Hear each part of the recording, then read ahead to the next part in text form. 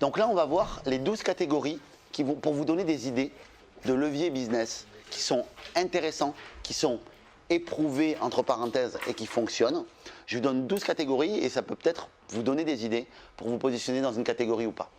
Vous avez la catégorie santé bien-être. Est-ce que mon produit aide les personnes à aller mieux?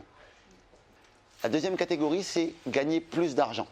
Est-ce que mon produit, le make money, on appelle ça aux États-Unis, c'est très très commun.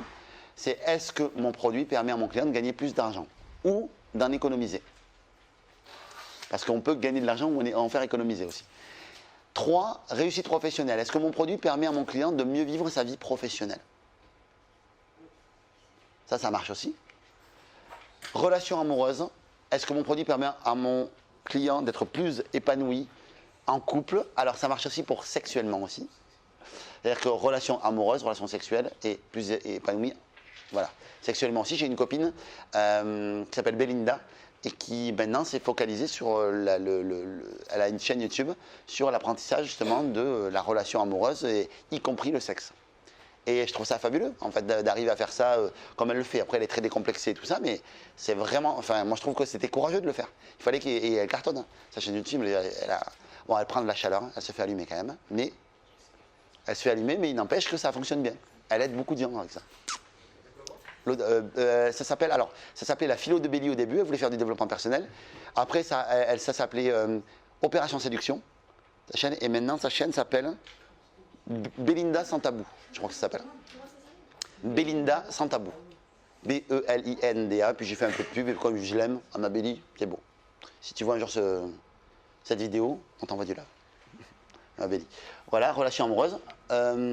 Croissance personnelle, bon là évidemment développement personnel. Est-ce que mon produit permet à mon client de grandir, d'être une meilleure personne ou d'être plus performant également? Ça peut aider. Pro ou perso. Confiance en soi. Est-ce que mon produit permet à mon client d'être plus motivé, d'apprendre à se lever le matin, d'être plus confiant? Ça c'est intéressant. Sachant que pour moi c'est pas un état d'être, mais bon, c'est une autre question. Pour moi en fait, sachez qu'il n'y a pas énormément de personnes qui se positionnent vraiment bien sur ce sujet-là. On croit que c'est un sujet ultra bouché, pour moi ça l'est pas du tout. Confiance en soi. Le mot est voilà, mais il y a plein de choses à dire là-dessus, aujourd'hui, encore. Ensuite, le 7, catégorie 7, c'est créer et développer une entreprise. Donc ça, c'est est-ce que mon produit permet à mon client de monter sa boîte ou de mieux la développer. Donc là, ça peut être par exemple une formation comme Franck Thomas peut le faire.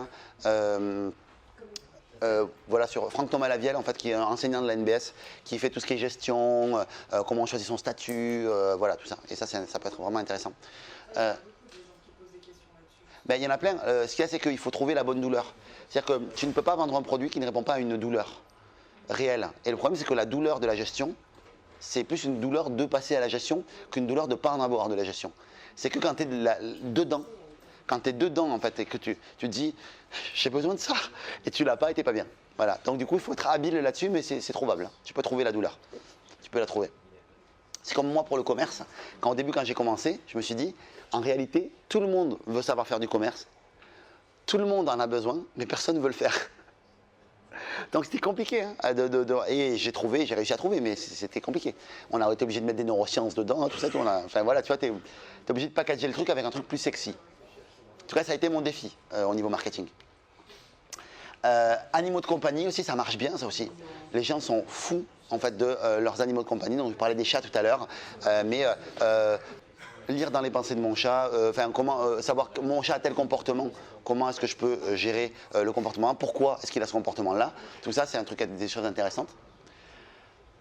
Nature et jardin. Alors ça, c'est tout ce qui est les gens qui sont passionnés de nature, passionnés de jardin, passionnés de... Voilà, bon, moi, c'est pas vraiment mon truc. Donc voilà, mais il y a des gens qui adorent ça. J'ai un copain qui est passionné de nature, qui a lancé un blog qui s'appelle Let's Go Play Outside. Et il a 300 000 personnes qui le suivent sur Facebook. C'est un Québécois. Et lui, son job, c'est « Hey, c'est François Dumaine. Aujourd'hui, on va vous trouver une raison de sortir de chez vous et d'aller faire une activité à l'extérieur. » Et il recense plein d'activités. Il est référencé chez plein de sites qui proposent des activités. Enfin, c'est un truc de fou. Il amène un trafic de dingue. Et le gars, c'est un gars qui fait 2 mètres. Il est plutôt costaud comme gars. Tu ne te dis pas que c'est un sportif, quoi, tu vois. Parce que lui, il te dit « Je m'en fous. » L'essentiel, c'est de faire des choses et de bouger. Faire des choses à l'extérieur. En fait. Et en plus, il a une super belle énergie, donc tu as envie de le suivre. Ok, donc ensuite, voyage. Ça marche bien les voyages aussi. Vous êtes passionné de voyage et tout ça. Les blogs de voyage fonctionnent super bien.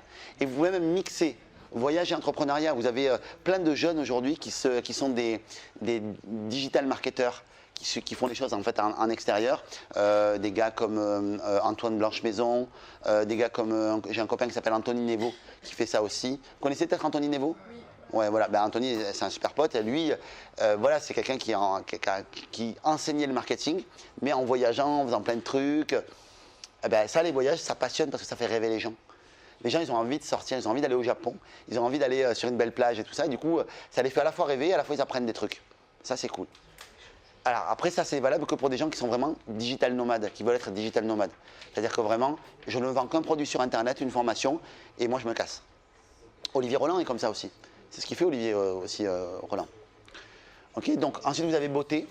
Vous avez vu l'essor qu'il y a sur tout ce qui est maquilleuse, beauté, tout ça, ben, ça marche plutôt bien.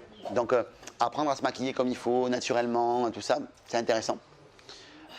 Et après, jeux vidéo. J'ai mis la catégorie jeux vidéo que je trouve intéressante parce que je pense qu'il y a des choses à faire là-dedans. Il y a beaucoup de gratuits sur YouTube aujourd'hui. Je pense qu'il y a des ateliers à monter sur le jeu vidéo de fou où en fait on peut jouer en streaming et dire ben là je fais ça avec ma main tête.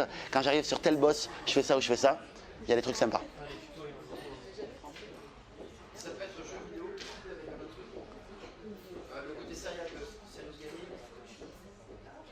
Pourquoi pas? Pourquoi pas? Je ne sais pas. C'est-à-dire que la question c'était, est-ce qu'on peut coupler le jeu vidéo avec autre chose? À trouver. Tu sais, tu as des associations qui sont étonnantes. Donc, pourquoi pas? Pourquoi pas? Et les personnes âgées? Personnes âgées, bien sûr, tu peux faire. Les vieux, c'est l'avenir. Les vieux, c'est l'avenir, ouais, c'est ça. On sera tous vieux un jour. Les personnes âgées, les vieux, c'est l'avenir. Richard, bien joué. Ok, les amis. Tu mets pas le sport là-dedans? Pardon? Au sens large, le sport au sens large. Nature. J'aurais mis nature. Ah, pas bête. Santé? Ouais, santé, ouais. Santé, bien-être, voilà, tu peux mettre le sport dedans. C'est vrai que j'étais en train de me dire, putain, il a raison. Sport, ça compte. Ouais. Non, oui. Après, les amis, c'est peut-être pas exhaustif. Je vous ai mis ça pour vous donner des idées. Il y en a certainement plus. Ok. Ceux qui me voient lèvent la main, ils font chut. Ceux qui me voient lèvent la main. Technique de formateur. Cette technique est géniale. Alors, alors si vous voulez ramener le calme dans une salle, c'est génial. Bon, évidemment, j'ai affaire à des traits dissipés aujourd'hui. Hein. Mais. Ah non. Non, ils sont vraiment top, mais si vous voulez, moi je n'aime pas dire chute, parce que je n'aime pas qu'on me dise chute. Donc c'était dur pour moi de faire cet exercice, mais je suis forcé de constater que c'est le meilleur exercice que je connaisse pour ramener l'ordre dans une salle et ramener le calme dans une salle.